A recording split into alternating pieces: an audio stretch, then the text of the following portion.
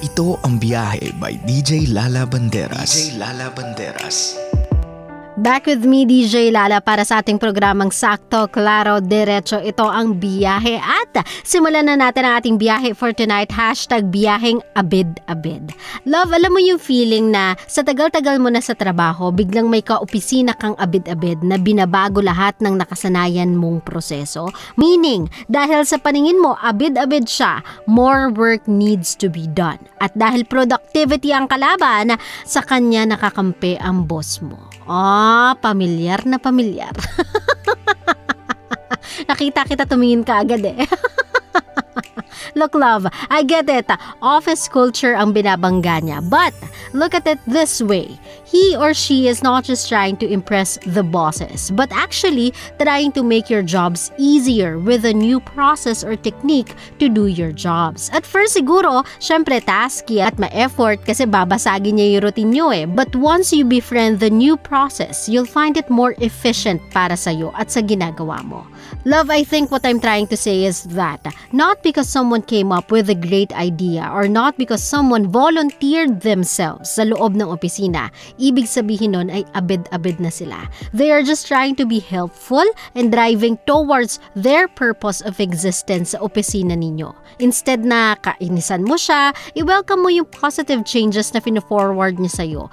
Maybe, just maybe, might actually like it, okay?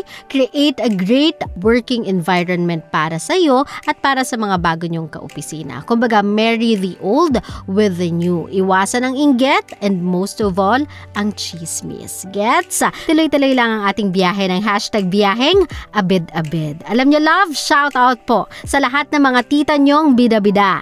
Yung lahat na lang ata kayong magpipinsan, ikinukumpara sa anak niya. Kesyo yung anak niya, graduate ng ganito, nagtatrabaho sa ganito, at pinamumuka niya sa mga kapatid niya yung mga katagang, ikaw, anong nangyari sa anak mo? Ay, pag ganyan, alams na. Shapa ka na lang. Charat. Pero love, no, parents, I get it.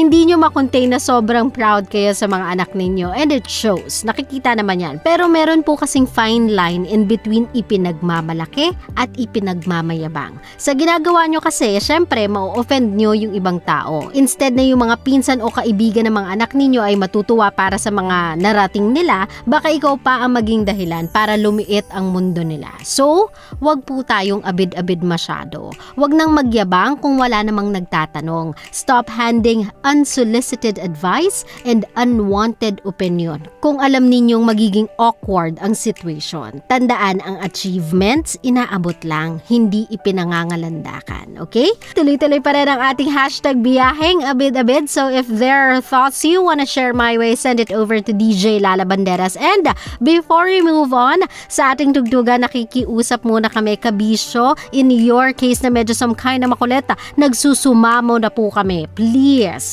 sumunod tayo sa utos ng barangay. Please, doble ingat po tayo. And please, tiis muna. Okay? At eto pa rin ang ating biyaheng abid-abid. Alam nyo, love, sa isang relasyon, hindi naman natin maiiwasan yung konting alitan. Lalo na kapag nakakagawa ng pagkakamali ang isa.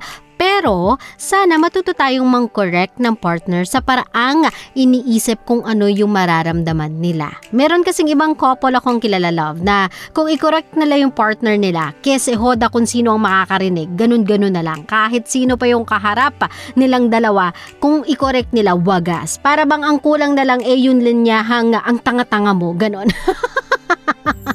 Ganun yung gravity, ganun yung extremities.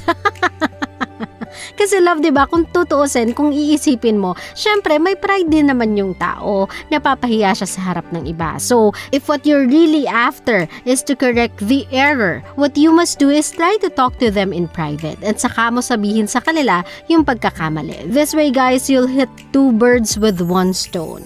One, na itama mo na yung pagkakamali niya, and two, na iligtas mo pa siya sa pagkakapahiya. Gets? Ginagawa lang kasi yan ng mga taong ang goal ay magpasikat sa iba at ipakitang mas magaling siya sa partner niya. So hindi ka naman ganun, 'di ba? At mas binavalue mo naman yung relationship ninyong dalawa kesa yung masabing ikaw yung tama. So, talk to them in private, okay? That's how you resolve a problem. Ay nako sa mga kabisyo natin, if you have comments or thoughts you wanna share my way, just send it over to DJ Lala Banderas para sa ating hashtag Biyaheng Abid-Abid. Always your number one SM radio station. Love Radio. Love, kung natuwa ka sa aming video, i-click mo na yung subscribe button at yung notification bell para naman notified ka sa mga bago naming videos.